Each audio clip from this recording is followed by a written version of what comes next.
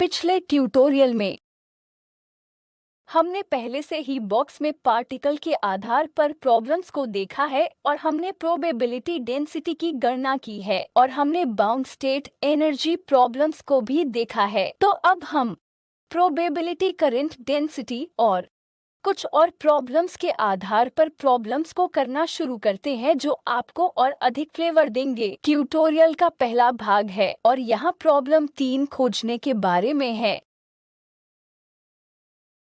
मान लीजिए कि PAB किसी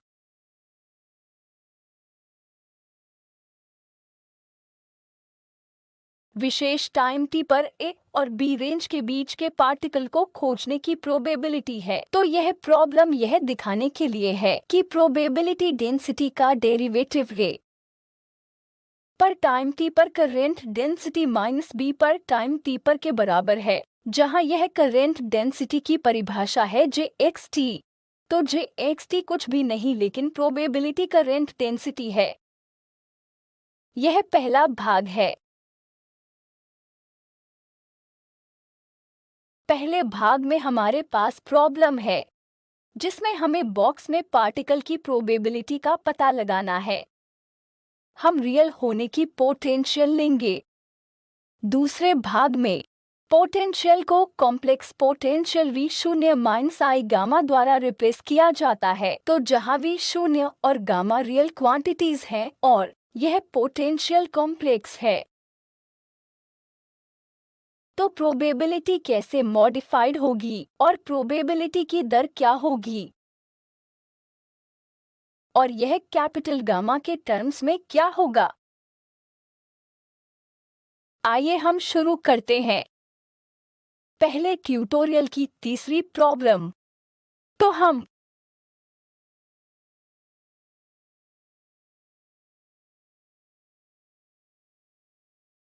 पार्टिकल खोजने की probability range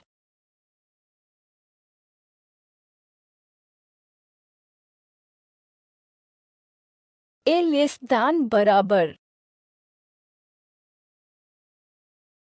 X less than बराबर B के बीच में दी गई है। मैं इसे PAB कहती हूँ। PAB रेंज A और B के बीच की प्रोबेबिलिटी को डिनोट करता है, जो AB साई स्टार XT द्वारा दिया जाएगा। तो यह जनरल एक्सप्रेशन है और चूंकि हमें दो लिमिट्स के बीच खोजना है, इसलिए मैं इसे इंटीग्रल A से B लिखती हूँ। अब हमें इस क्वांटिटी को इवैल्यूएट करते हैं। कहीं t पर ठीक है, तो प्रोबेबिलिटी आप टाइम के संबंध में प्रोबेबिलिटी का डेरिवेटिव लेते हैं और चूंकि t x से इंडिपेंडेंट है, मैं डेरिवेटिव को इंटीग्रल के अंदर ले जा सकती हूँ। सिंपल मैथमेटिक्स है, तो मैं इसे साई स्टार t के रूप में लिख सकती हूँ और मैं शॉर्ट हैंड नोटेशन का उपयोग करूंगी। मैं पैरेंथेसिस छोड़ दूंगी। यह होगा, मेरे पास दो टर्म्स होगी, t के संबंध में साई स्टार डेरिवेटिव और दूसरा टर्म साई के संबंध में साई स्टार डेरिवेटिव होगा और यह पूरा टर्म टाइम्स dx होगा।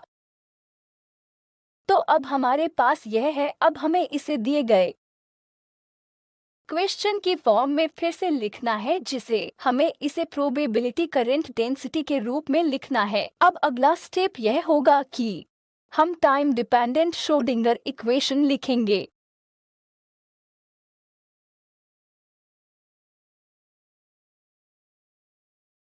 तो टाइम डिपेंडेंट श्रोडिंगर इक्वेशन द्वारा दिया गया है। मैं शॉर्ट फॉर्म यूज कर रही हूँ। टाइम डिपेंडेंट श्रोडिंगर इक्वेशन क्या होगा? Doh psi over doh t यह एनर्जी ऑपरेटर है जो IH क्रॉस के साथ आएगा, जिसे मैं राइट ले जाऊंगी। तो यह मेरा IH क्रॉस है। यह इस साइड आएगा। आपके पास एक माइनस साइन है। यह कुछ नहीं लेकिन एच क्रॉस स्क्वायर 2m है, तो मेरे पास एक मोमेंटम ऑपरेटर है डेल स्क्वायर, इस तरह लिखा है, plus v of x psi of x। यह मेरा टाइम डिपेंडेंट श्रोडिंगर इक्वेशन है। मैं यहाँ क्या करती हूँ, मैं यहाँ स्टार लेती हूँ, जो कि मैंने कॉम्प्लेक्स कॉन्जुगेट लिया है। तो मैं यह स्टार लूंगी, यह माइनस प्लस बन जाएगा, इसलिए मेरे पास h क्रॉस स्क्वायर है, sorry I h cross minus h cross square 2m del square psi del x square. अब यह वेव फंक्शन साइन स्टार बन जाएगा, और यहाँ इस प्रॉब्लम में भाग a में पोटेंशियल रियल है, तो x स्टार ऑफ v बराबर x ऑफ v है, इसलिए यह v ऑफ x बना रहेगा, और हमारे पास x ऑफ साइन स्टार है। अब हमें क्या करना है कि हमें इसे करंट डेंसिटी के रूप में लिखना है। तो करंट डेंसिटी के लिए एक्सप्रेशन क्या था, यह इस फॉर्म में था, psi of x del psi star del t of x plus psi star of x del psi of x del t। आपको इसे इवैल्यूएट करना होगा, तो आपको यह भाग कंसीडर करना है। ठीक है, तो जब आप ये दो इक्वेशन यूज करते हैं, आप पहले इक्वेशन को साई स्टार से मल्टीप्लाई करते हैं और दूसरे इक्वेशन को साई से मल्टीप्लाई करते हैं। आप जो प्राप्त करते हैं वह यह पोटेंशियल के लिए साइन और साइन स्टार कैंसिल हो जाएगा। ठीक है, तो मुझे क्या मिलता है, मैं इसे I H cross over 2m में सिंप्लीफाई कर सकती हूँ, तो मेरे पास d square sine over d x square है।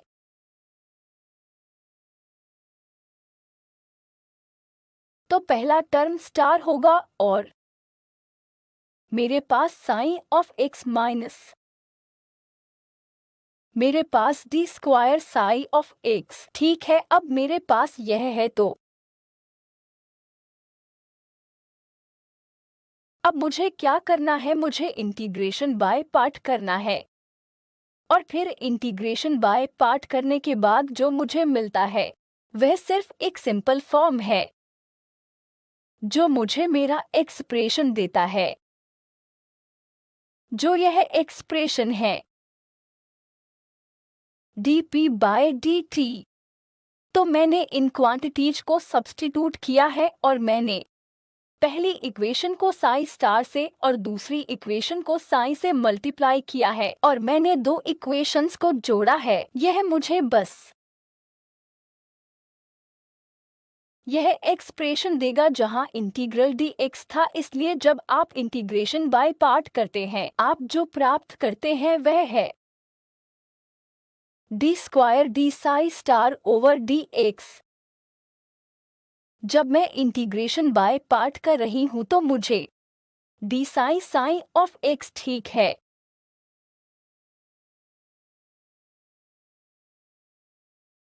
माइनस मैं यहाँ लिखूंगी sign star of x।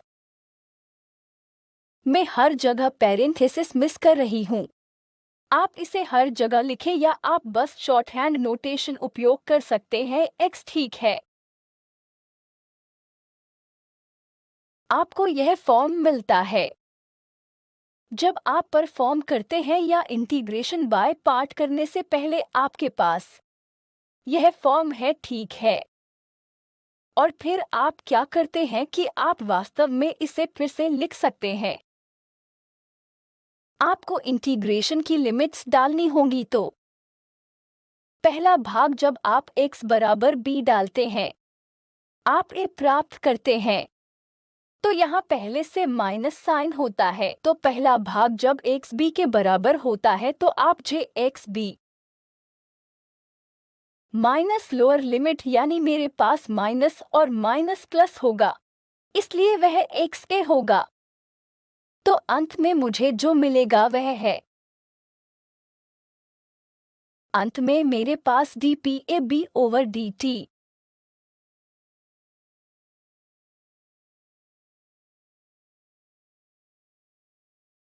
Minus ठीक है। तो यहाँ यह स्टेप्स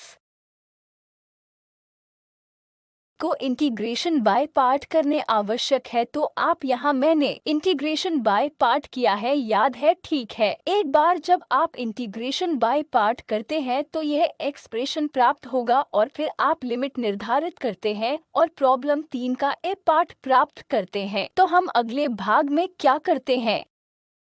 बी पार्ट में आपके पास पोटेंशियल है जो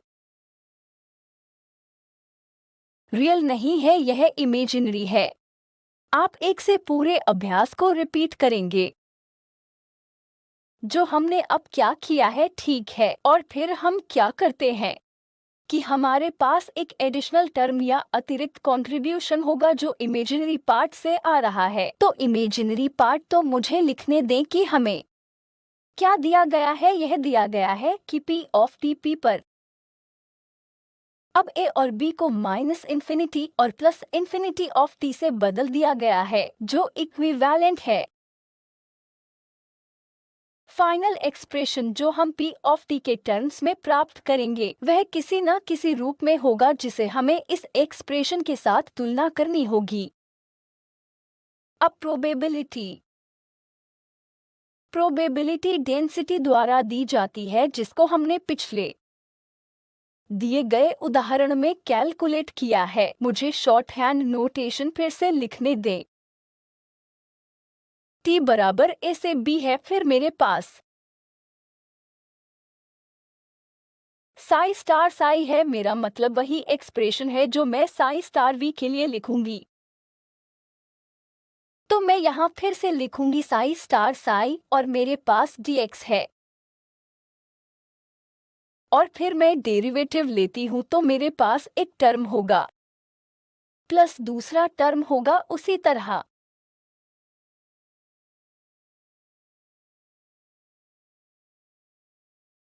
फिर से मैं उसी प्रक्रिया को रिपीट करूंगी और मैं टाइम डिपेंडेंट वेव फंक्शन के लिए टाइम डिपेंडेंट वेव फंक्शन का उपयोग करके सब्स्टिट्यूट करूंगी। मैं इन टर्म्स के लिए सब्स्टिट्यूट करूंगी और जो मुझे प्राप्त होगा वह वेव फंक्शन है। मैं फिर से वही एक्सप्रेशन प्राप्त करूंगी।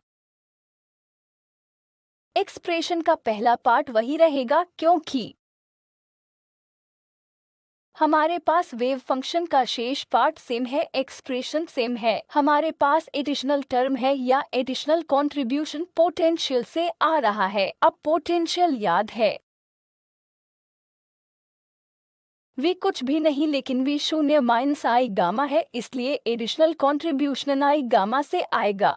यह वी शून्य और गामा रियल है। मेरे पास एक एडिशनल टर्म है, वह एडिशनल टर्म क्या है? इस स्टेप में आपको काम करना होगा। तो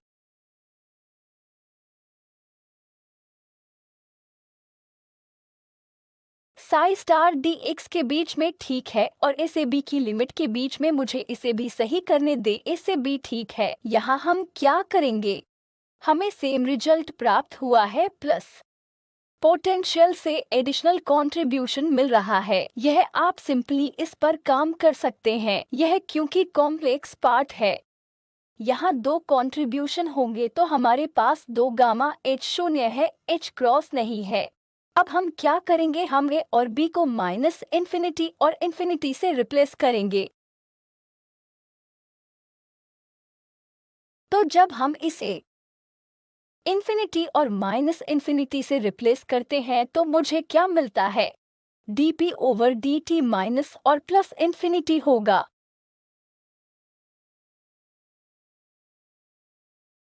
जैसा कि आप सभी जानते हैं कि माइनस इन्फिनिटी और प्लस इन्फिनिटी पर करंट डेंसिटी शून्य होगा क्योंकि x पर वेव फंक्शन x बराबर शून्य पर शून्य है। आपके पास दो gamma h cross a b psi star psi d x या psi psi star d x कोई फर्क नहीं पड़ता है।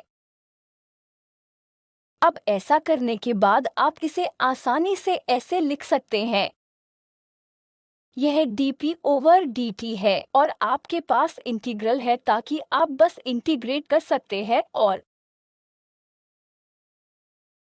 h क्रॉस टाइम्स t प्राप्त कर सकते हैं। यह बहुत सिंपल है और इसे दिखाया जा सकता है, ठीक है, क्योंकि यह आप जानते हैं कि यह कुछ और नहीं बल्कि p ऑफ t है।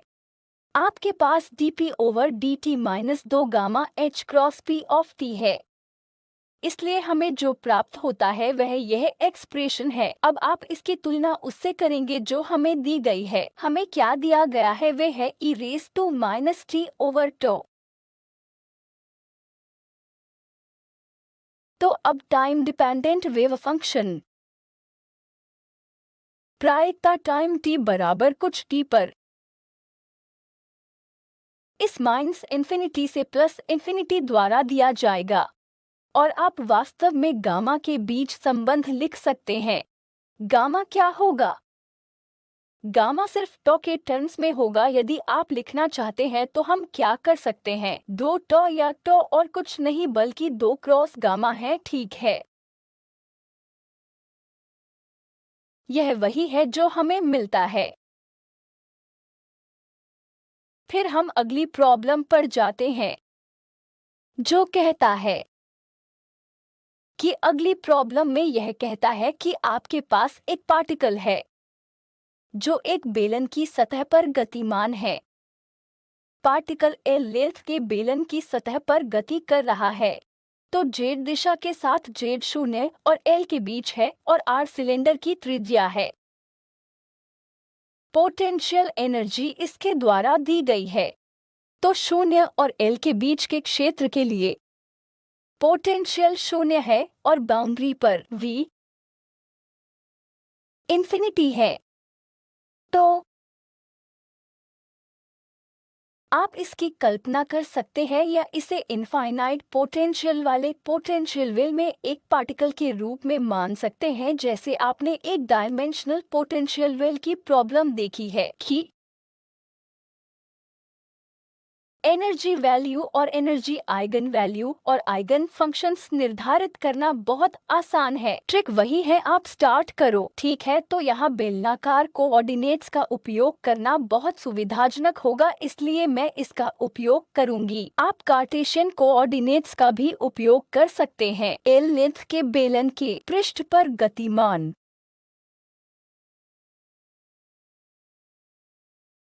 पार्टिकल के लिए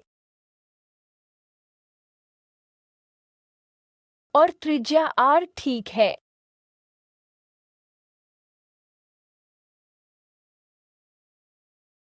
तो हमें यह पोटेंशियल वेल प्रॉब्लम दी गई है जहां v of phi Z less than L के लिए 0 है। तो पोटेंशियल वेल के अंदर पोटेंशियल 0 है और यह कहीं और इंफिनिटी है। v 0 है, v इंफिनिटी है। तो इन पॉइंट्स पर v इंफिनिटी है और यह त्रिज्या है, यह सिलेंडर की लेंथ है। अब आइए शुरू करें। हम टाइम इंडिपेंडेंट श्रोडिंगर इक्वेशन लिखने के लिए कार्टेशियन कोऑर्डिनेट्स का उपयोग करते हैं। कार्टेशियन कोऑर्डिनेट्स का उपयोग करके आप इसे सॉल्व कर सकते हैं, जो मैं बेलनाकार कोऑर्डिनेट्स का उपयोग करूंगी। हम टाइम इंडिपेंडेंट श्रोडिंगर इक्वेशन को बेलनाकार कोऑर्डिनेट्स के टर्म्स में लिख सकते हैं। इस फॉर्म में -1 over Z of del square of Z है, तो यह कैपिटल जेड है, यह स्मॉल जेड है। Z square 2 over H cross square के बराबर है, ठीक है। यह स्टैंडर्ड फॉर्म है। अब हम पोटेंशियल के अंदर के पार्टिकल के बारे में बात कर रहे हैं, तो v फाई है, जेड 0 है, ठीक है।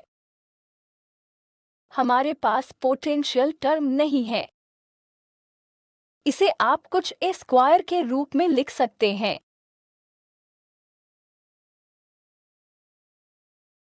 और इसे आप कुछ बी स्क्वायर लिख सकते हैं। यह दो वेरिएबल्स के साथ एक इक्वेशन है। मैं इसे कैपिटल फाई कहती हूँ। कंफ्यूजन से बचें, एक over R square capital phi ठीक है। मुझे यहाँ वापस आने दे। यह कुछ भी नहीं था, बल्कि यह स्क्वायर के बराबर है। ठीक है, मैं इस पार्ट को जल्दी से फिर से लिख रही हूँ। Del square capital phi of phi over phi square ठीक है। यह स्क्वायर के बराबर है। अब आप आसानी से फाई ऑफ फाई कैलकुलेट कर सकते हैं। यह बहुत सिंपल है, ठीक है। इसे psi e raise to i f phi के रूप में लिखा जा सकता है, ठीक है। और आपके पास फैक्टर ऑफ आर है जो यहाँ से आ रहा है, इसलिए आपके पास एक आर भी होगा। मुझे इसे यहाँ लिखने दे, तो यह सॉल्यूशन होगा। आपके पास a square r square i into phi है।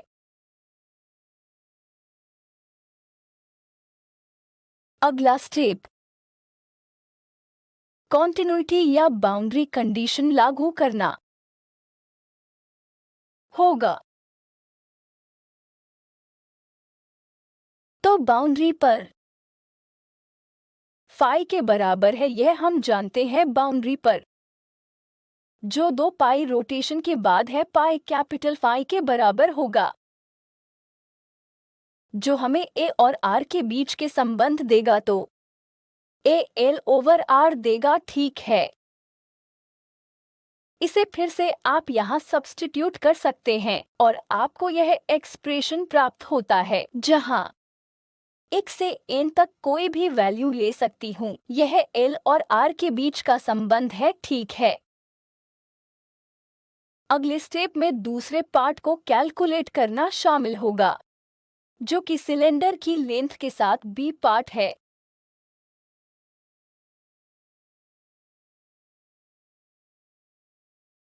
एक डायमेंशनल बॉक्स में पार्टिकल मैं सिंपली 2 ओवर एल के रूप में सॉल्यूशन लिख सकती हूँ, ठीक है।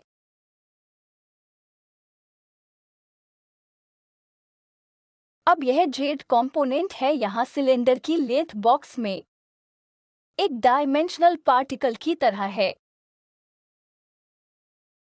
इसे एन पाई जेड ओवर एल लिखा जा सकता है, ठीक है। यहाँ मैंने एल का उपयोग किया है। यह बॉक्स में पार्टिकल का रिप्रेजेंट करने का स्टैंडर्ड तरीका है। वेव फंक्शन के लिए एक डायमेंशनल बॉक्स में पार्टिकल के लिए सॉल्यूशन है, ठीक है।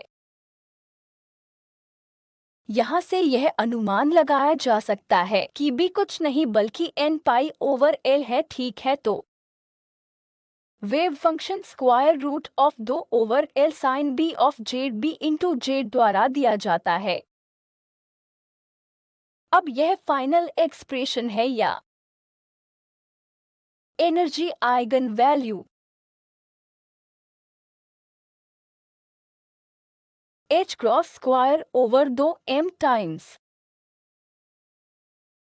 हमारे पास ए है जो कुछ भी नहीं है, लेकिन मैं इसे ए स्क्वायर प्लस बी स्क्वायर के रूप में लिखूंगी, जो हमने देखा कि ई या H cross square over 2 M और कुछ नहीं बल्कि L square over R square plus N square pi square over L square है। यह कैपिटल एल है, यह स्मॉल एल है, याद रखें यह ई है। यह एनर्जी आइगन वैल्यू है और वेव फंक्शन जो आपने देखा है। और चौथी, तो पांचवी प्रॉब्लम में हम कुछ स्टेप्स करेंगे का मैं यहाँ वर्णन करूंगी। पांचवी प्रॉब्लम एक डायमेंशन में अट्रैक्टिव पोटेंशियल पर आधारित है, इसलिए क्वेश्चन यह है कि एक डायमेंशनल बॉक्स में प्रत्येक अट्रैक्टिव पोटेंशियल में नेगेटिव एनर्जी के साथ कम से कम एक बाउंड स्टेट होती है और आप ट्रायल वेव फंक्शन का उपयोग करके इसे साबित कर सकते हैं। पांचवा क्वेश्चन, आप v ऑफ लेस देन 0 या लेस देन और बराबर 0 सभी x के लिए लेकर शुरू कर सकते हैं और v ऑफ x कुछ x के लिए 0 होगा, ठीक।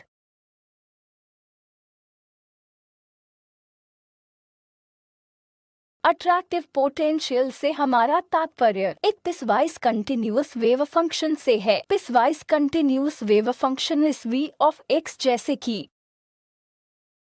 v of x less than या 0 के बराबर है सभी x के लिए और यह लेस देन 0 है कुछ वैल्यू x के लिए। तो v ऑफ x हम जानते हैं कि x बराबर प्लस माइनस इंफिनिटी पर वानिश हो जाता है। यह 0 से प्लस माइनस इंफिनिटी तक जाएगा। अब हम हैमिल्टनियन ऑपरेटर को लिखते हैं h minus h cross square over 2md square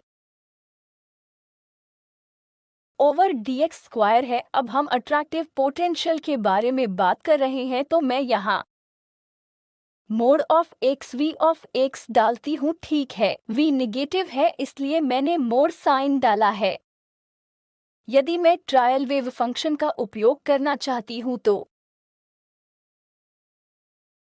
alpha over पाई 1 ओवर 4 जो कि चौथा रूट है e raise to minus alpha x square over 2 है। यदि मैं इसे इस ट्रायल वेव फंक्शन पर ऑपरेट करती हूँ तो मुझे क्या मिलेगा, हम इसे जल्दी से आसानी से पूरा कर सकते हैं।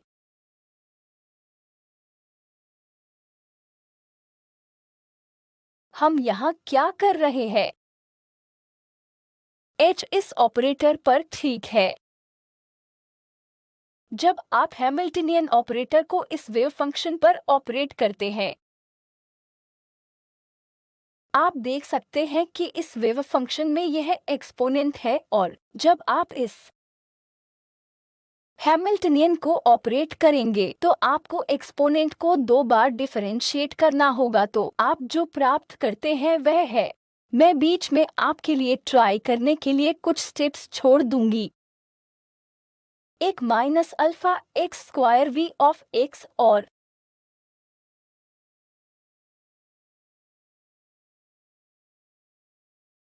मैं इसे साई ऑफ x के टर्म्स में दोबारा लिखूंगी। हमें यह तर्क देना होगा कि साई लेस देन 0 है।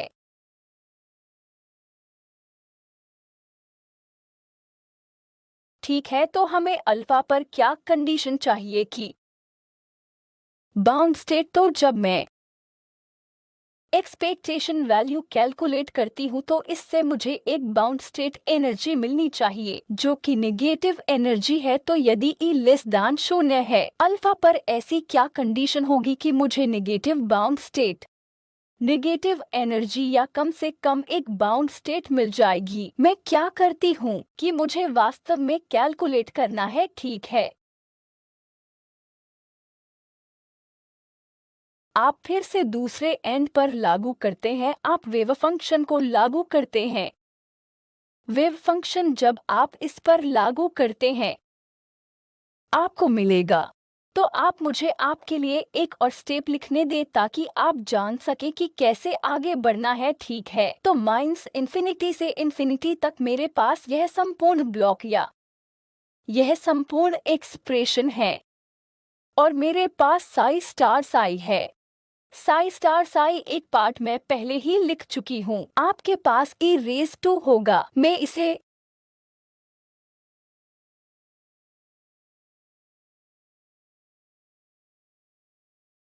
कुछ x कहती हूँ, यह कुछ x है और फिर मेरे पास e raise to minus alpha X square है, ठीक है। यह संपूर्ण चीज यहाँ आ जाएगी और फिर आपको इंटीग्रेशन करना होगा और एक बार जब आप इंटीग्रेशन कर लेंगे आप जो प्राप्त करते हैं यह एक्सप्रेशन ओवर 2m है, ठीक है, हमने 2m वहां से लिया है, अल्फा ओवर पाई, ठीक है। आपके पास इस इंटीग्रल के दो पार्ट है, पहले पार्ट मैंने फाइनल सॉल्यूशन लिखा है, दूसरा पार्ट और कुछ नहीं बल्कि यहाँ पोटेंशियल पार्ट है। आपके पास exponential minus alpha square d x है, ठीक है, माइनस इन्फिनिटी से इन्फिनिटी। हम यहाँ से देख सकते हैं कि यह कंडीशनल अल्फा है, यहाँ से हम देख सकते हैं कि कम से कम एक बाउंड स्टेट होना संभव है जब अल्फा या square root of alpha less than 4m है, तो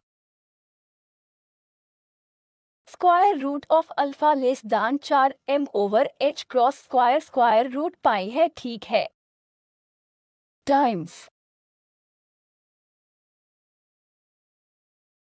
यह इंटीग्रल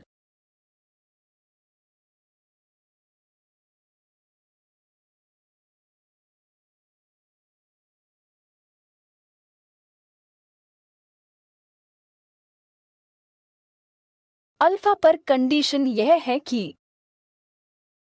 यह अल्फा इस वैल्यू से कम होना चाहिए, जो यह सुनिश्चित करेगा कि हमारे पास कम से कम एक बाउंड स्टेट है, जो कि यह हमें एक नेगेटिव एनर्जी वैल्यू देती है। ये पहले ट्यूटोरियल की 5 प्रॉब्लम्स थी। इस तरह से अन्य ट्यूटोरियल पर भी चर्चा की जाएगी जो पाइपलाइन में है। तो हर 4 लेक्चर्स के बाद हमारे पास उन लेक्चर्स के आधार पर ट्यूटोरियल होगा। तो आपसे अगले ट्यूटोरियल में मिलते हैं।